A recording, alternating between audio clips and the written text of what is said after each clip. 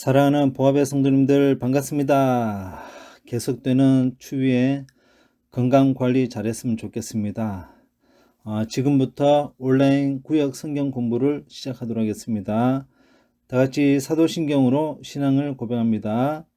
전능하사 천지를 만드신 하나님 아버지를 내가 믿사오며 그 외아들 우리 주 예수 그리스도를 믿사오니 이는 성령을 잉태하사 동정녀 마리아에게 나시고 본디와 빌라도에게 고난을 받으사 십자가에 못 박혀 죽으시고 장사한 지 사흘 만에 죽은 자 가운데서 다시 살아나시며 하늘에 오르사 전능하신 하나님 우편 앉아 계시다가 저리로서 산자와 죽은 자를 심판하러 오시리라.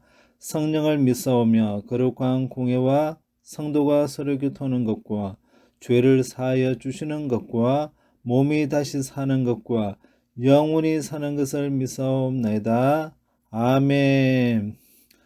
다같이 찬송가 149장을 함께 부르도록 하겠습니다.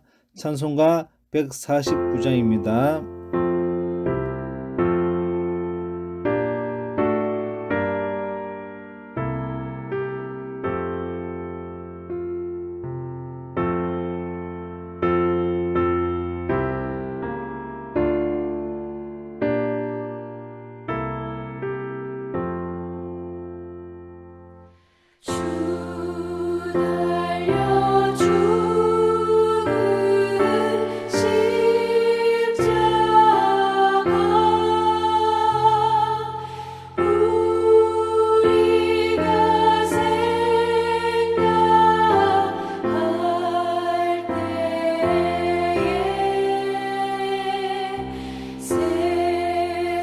세상에서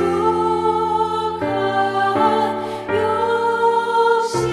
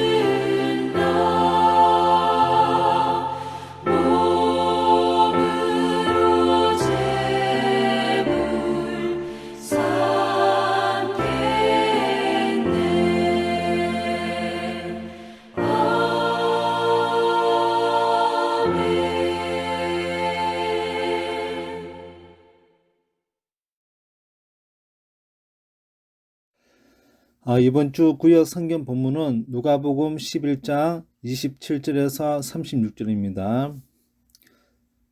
누가복음 11장 27절에서 36절을 함께 보시겠습니다.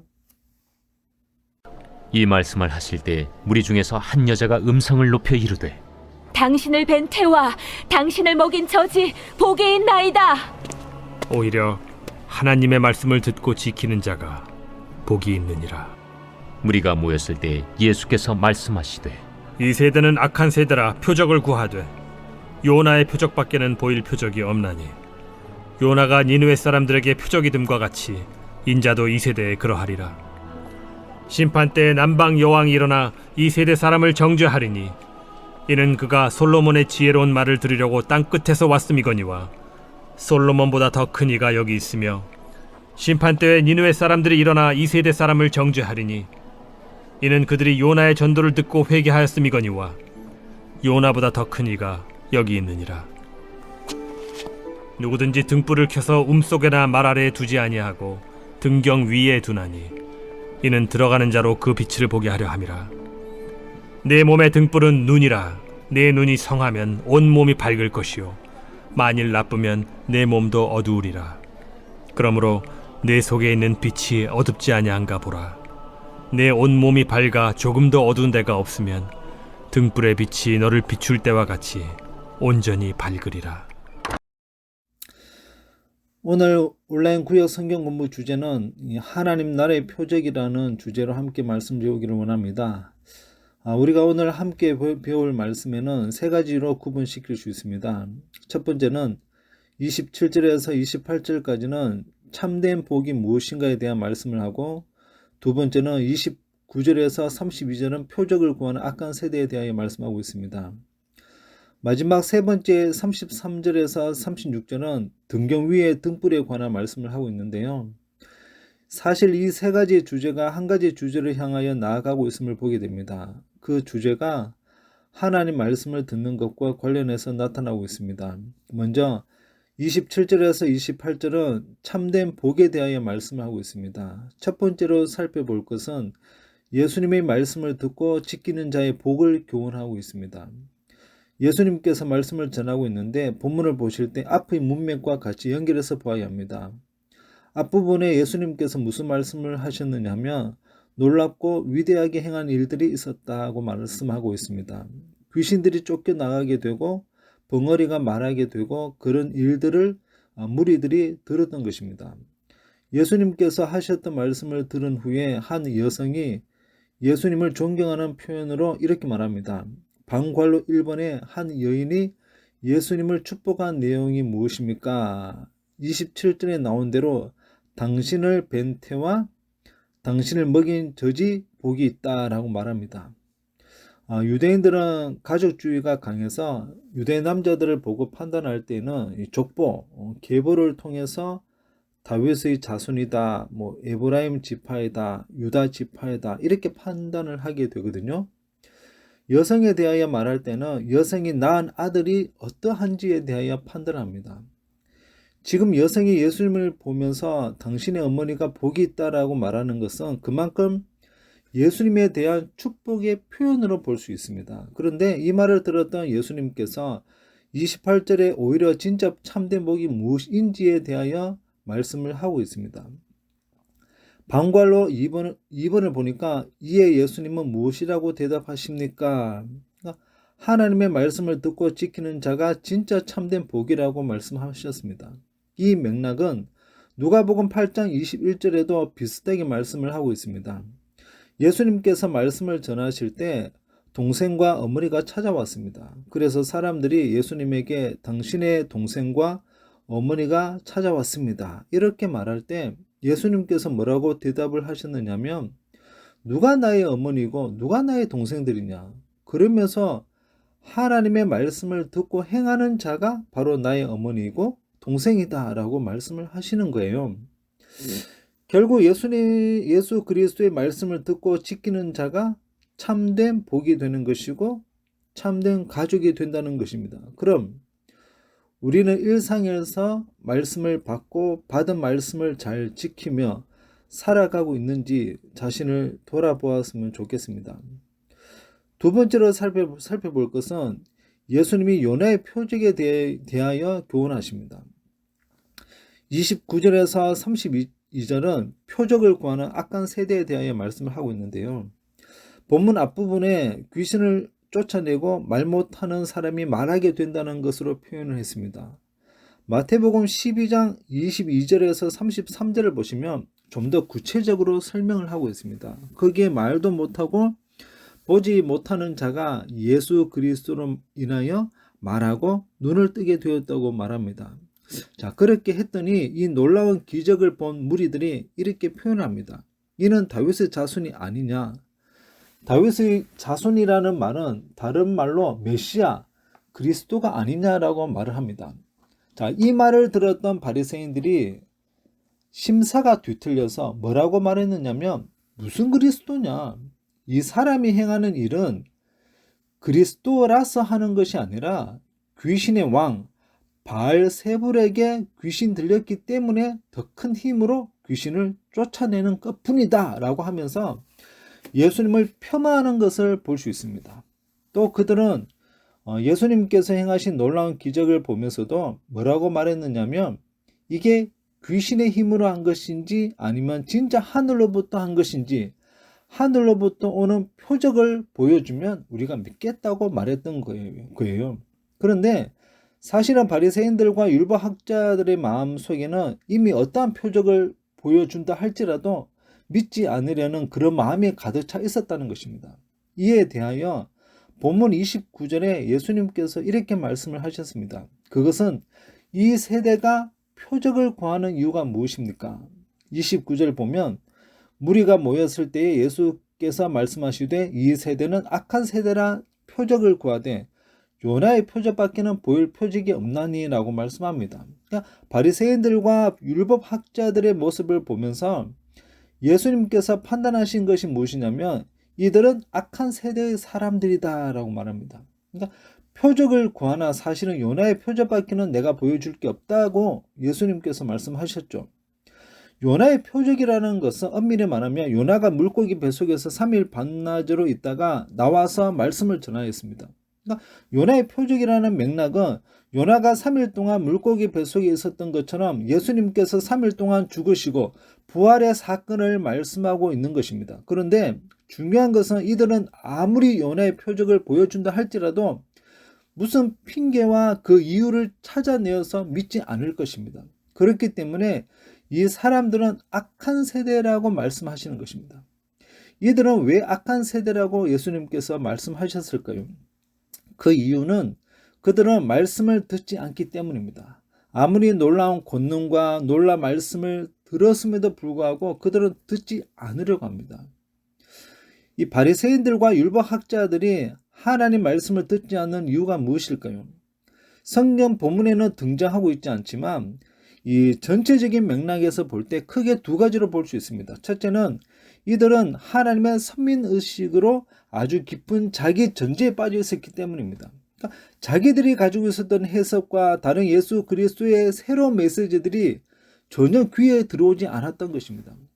그럴 때 예수님께서 뭐라고 말씀을 하셨느냐면 니느웨 사람들, 이방인들입니다. 그리고 솔로몬에게 말씀을 들었던 남방 여인, 이방인의 비유를 들면서 이 이방인들은 말씀을 들었기 때문에 오히려 복되지만 너희들은 듣지 않았기 때문에 너희들에게는 화가 있을 것이다 라고 그렇게 말씀을 하고 있습니다. 여러분, 우리 속에 자기 전제로 가득 차 있으면 하나님 말씀이 우리 안에 들어오셔서 역사할 공간조차 없을 때가 있습니다. 때로는 우리가 이럴 때가 있잖아요. 내 생각과 일치되는 말씀이 나오면 아멘 하면서 하나님의 뜻으로 받아들이지만 내 생각과 다른 하나님의 말씀을 접하게 되면 이 말씀은 조금 이상하다 하면서 받아들이지 못하고 모든 판단의 기준이 뭐예요? 하나님 말씀이 아니라 자기 자신에게 있는 것입니다. 이런 사람들은 하나님 말씀을 따라 산다고 하지만 자신의 판단대로 살아가는 자기 전제에 사로잡혀 있기 때문에 하나님 말씀이 들리지 않는 것입니다. 진짜 하나님 말씀이 들려지려면 자기의 마음속에 있는 자기 전제들을 다 내려놓는 작업이 무엇보다도 필요하다는 것입니다. 자기 전제에 빠져 있었던 이 바리새인들은 하나님 말씀을 들을 수 없었고 들으려고 하지 않았다는 것입니다. 둘째는 이 바리새인들과 율법학자들이 하나님 말씀을 듣지 않는 이유가 시기 질투가 가득 차 있었음을 볼 수 있습니다. 바리새인들이 가지고 있었던 유일한 자부심이 무엇입니까? 사람들로부터 인정을 받는 것입니다. 그러니까 사람들로부터 바리새인들을 어떻게 소개하느냐면 이분들은 경건한 사람들입니다. 이분들은 하나님의 말씀을 잘 지키는 사람들입니다 하면서 칭송을 받는 거예요. 역사적으로 볼 때 바리새인들은 이 사두개인들처럼 어떤 권력을 잡는 것도 아니고 백성들 사이에서 선생의 역할을 하면서 존경을 받는 것이 유일한 자부심이었습니다. 그런데 예수님께서 어느 날 나타나서는 자기들이 받고 있었던 인정들을 다 빼앗아 간다고 바리새인들은 그렇게 생각을 했던 거예요. 그러니까 예수님의 말씀과 기적들을 보면서 사람들이 예수님께로 다 몰려가는 것입니다. 그러니까 이 예수님이 자기들을 인정해 주면 그래도 감사할 텐데 예수님께서 그들을 향해서 뭐라고 말합니까? 이 독사의 자식들아, 회칠한 무덤들아, 외식하는 자들이라고 자기들을 비판하는 거예요. 그 비판에 사로잡혀 있고 자기들의 인기를 빼앗아가는 예수님을 향한 시기 질투에 사로잡혀 있다 보니까 그가 하는 모든 메시지들을 받아들이지 못하는 것입니다. 어떻게 해서라도 흠을 잡아서 예수님을 깎아내리려고 했던 사람들이 바로 바리새인들이었습니다. 이 바리새인들이 예수님을 십자가에 못 박아 죽이는 끔찍한 행동에는 이 마음의 동기가 시기 질투가 발동했기 때문에 그런 행동을 하는 것입니다. 시기 질투에 빠지게 되면 그 사람을 깎아내림으로 말미암아 자신을 높이려고 하는 심리를 가지고 있다는 것입니다.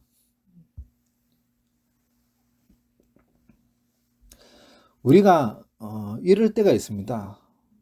누군가가 싫으면 그 사람이 아무리 좋은 일을 해도 다 꼬아서 이상하게 해석하여 매도해 버립니다. 우리의 마음에 시기 질투의 마음에 자리를 잡고 있으면 말씀이 잘 들리지 않습니다. 자기 전제에 빠져 있고 시기 질투에 빠져 있는 사람들은 영적인 눈이 가려져 있기 때문에 예수님께서는 그들을 향하여 악한 세대라고 말하는 것입니다.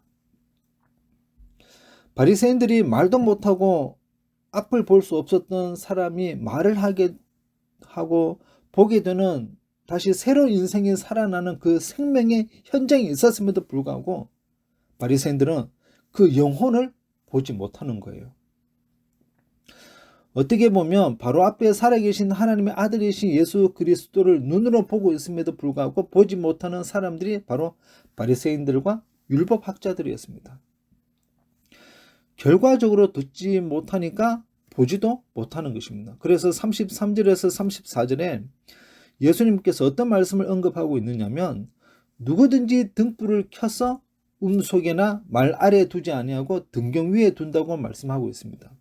세 번째로 살펴볼 것은 예수님은 우리 안에 있는 빛을 확인하라고 말씀하고 있습니다. 그러니까 방관로 1번에 보니까 등불을 켜서 등경 위에 두는 이유가 무엇입니까? 그 이유는 빛을 보기 위해서입니다. 본문 33절에 누구든지 등불을 켜서 음속에나 말 아래에 두지 아니하고 등경 위에 두나니 이는 들어가는 자로 그 빛을 보게 하려 함이라. 그러니까 어두운 곳에 등불이 있어야 합니다. 그런데 음속이나 말 아래에 둔다면 마치 등불이 없는 것과 같은 어둠에 머물 수밖에 없는 것입니다. 그래서 등불은 적절한 곳에 밝게 켜져 있어야 합니다. 방관로 2번에 우리 몸의 등불은 어디에 있습니까? 본문 34절에 보면 등불은 눈이고 이 눈이 밝으면 온몸이 밝고 나쁘면 온몸이 어둡다는 것으로 표현하고 있습니다. 지금 예수님께서는 보는 것과 연관지어서 설명을 하고 있는데요. 이 말씀을 보는 것과 듣는 것이 어떻게 연결시키고 있느냐면 본문 28절에 하나님의 말씀을 듣고 지키는 자가 복이 있다고 말씀합니다. 오늘날 우리가 하나님의 말씀을 듣는 개념이 무엇인가 하면 하나님의 말씀인 성경을 통해서 우리에게 말씀을 보게 하고 듣게 하십니다. 우리는 성경을 본다는 것은 다른 책들처럼 눈으로 보면서 머릿속으로 성경을 이해하여 정리하는 그런 개념이 아닙니다. 내 눈이 성경을 읽으면서 이 말씀이 나에게 이야기하는 것을 듣는 것입니다. 우리가 평상시처럼 하나님의 말씀을 읽다 보면 이해가 되지 않는 부분들이 굉장히 많거든요. 그런데 말씀을 읽는데 어느 순간에 말씀이 들려지고 깨닫게 되어 하나님께서 나에게 이런 말씀을 주셨구나 하면서 확신을 가지는 것입니다. 우리가 새벽마다 담임 목사님을 통해 매일 성경 본문에 따라 읽는 목적이 무엇입니까? 오늘 나에게 말씀하시는 하나님의 음성을 듣는 삶과 연결시키고 있는 것입니다. 여러분 시편 119편 105절 말씀해 보면 주의 말씀은 내 발의 등이요 내 길의 빛이니이다 라고 말씀하고 있습니다. 하나님의 말씀은 우리 영혼을 밝히는 등불입니다. 그런데 그 등불이 제대로 작용을 하려면 우리 삶의 가장 적절한 곳에 두어야 밝혀진다는 것입니다. 이제 우리 구역 성경 공부 마무리하도록 하겠습니다. 교회 안에서 서로 뜻이 맞지 않고 생각이 맞지 않아서 다투는 일들이 생기게 되어집니다. 그럴 때 목회자는 중재 역할을 해야 하거든요. 서로 화해를 해야 하니까 목회자는 그분들을 만나야 합니다. 그런데 여기에는 순서가 있습니다.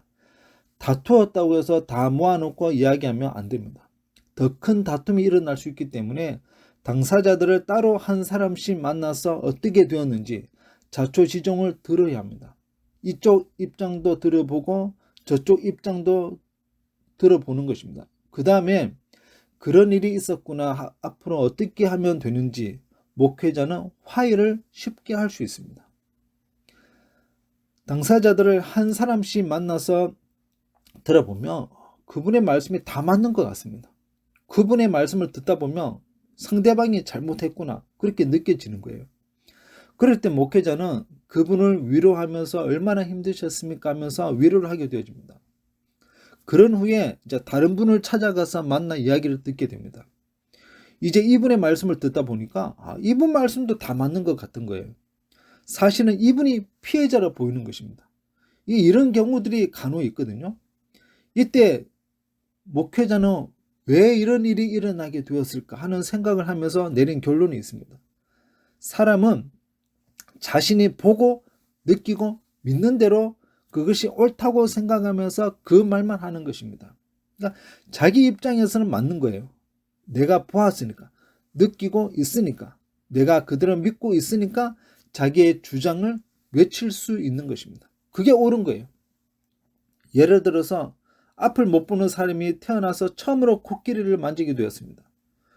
이전에는 본 적도 없고 만진 적도 없었습니다. 한 사람이 생각할 때 코끼리는 이 통나무와 같이 아주 단단한 짐승이라고 말하면서 결론을 내렸습니다. 이분은 무엇을 만졌을까요? 코끼리의 다리를 만졌던 거예요. 그러니까 코끼리의 다리가 굉장히 단단하잖아요. 한편 다른 분은 이렇게 말합니다. 통나무처럼 단단하지 않다고 말하는 것입니다. 기다랗고 아주 유연한 동물이라고 말을 하는 거예요. 이분은 어떤 부위를 만졌기에 그런 말을 했을까요? 바로 코끼리의 코를 만졌기 때문에 그렇게 대답을 한 것입니다. 자, 서로 정말 다르지만 이 두 사람 중에 누가 맞는 말입니까? 둘 다 맞는 거예요. 둘 다 맞는 말입니다. 그런데 왜 전혀 다른 말을 하고 있습니까? 서로 다른 부위를 만졌기 때문에 그런 것입니다. 그럼 서로 다툴 이유가 있었을까요? 다툴 이유가 없는 것입니다. 둘 다 맞기 때문이에요. 그렇기 때문에 우리는 서로의 입장을 듣는 열린 마음이 무엇보다도 필요합니다. 하지만 자기의 주장을 끝까지 펼치게 되면 이 평행선이 되어서 결코 서로 화해할 수 없습니다. 자신만이 옳다고 말하면 화해할 수도 없고 서로 소통이 되지 않는 것입니다. 이 바리새인들과 율법학자들도 자기들만의 기준과 생각으로 예수님을 바라보았기 때문에 그들은 하나님 말씀이 들리지 않고 구원자를 보지 못하는 그런 불행한 인생들이 그들이 되었다는 것입니다. 여러분, 그러므로 오늘 우리는 영적인 눈이 밝으면 우리 믿음의 삶도 밝을 것입니다. 내 눈이 무엇을 바라보고 어디를 지향하고 있느냐에 따라 내 삶이 결정된다는 사실을 기억하면서 빛이신 주님을 의지하고 우리 인생의 미래의 등불이 되어주시는 하나님 말씀을 붙들고 힘차게 달려나아갈 수 있는 우리 부합의 식구들이 다 되기를 축복합니다. 할렐루야! 아멘! 우리 다 같이 중보 기도하도록 하겠습니다.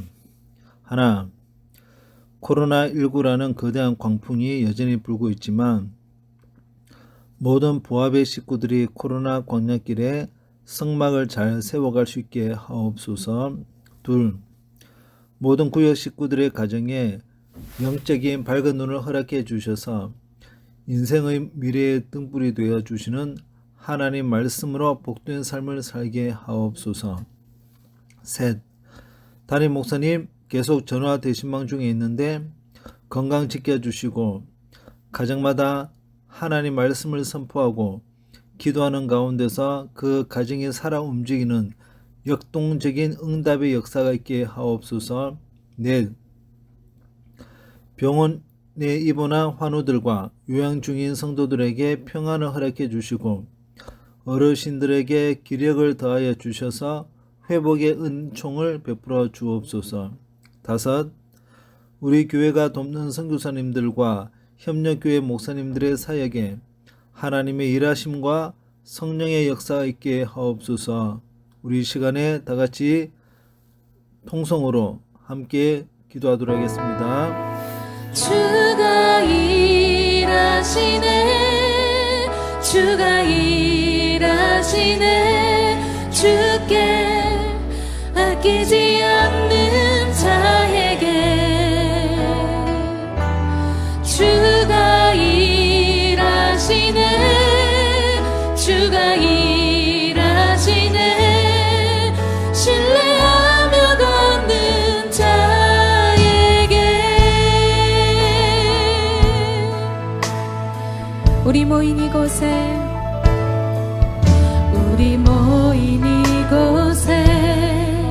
주님 함께 계시네 누리네 아버지 은혜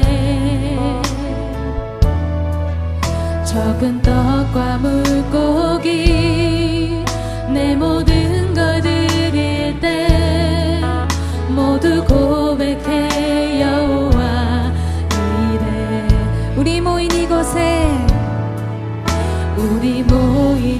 이곳에 주님 함께 계시네 누리네 아버지 은혜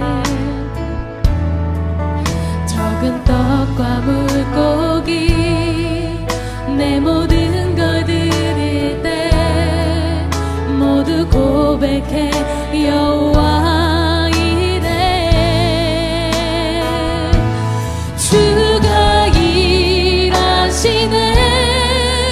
주가 일하시네 주께 아끼지 않는 자에게 주가 일하시네 주가 일하시네 신뢰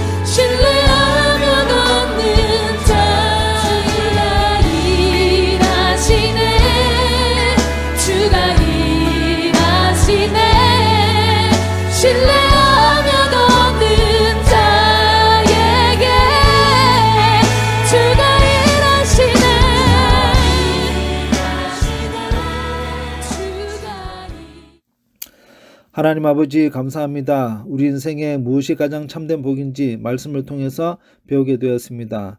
우리가 살면서 모든 판단의 기준이 하나님 말씀이어야 함에도 불구하고 내 생각과 내 의지로 살았음을 용서하여 주옵소서.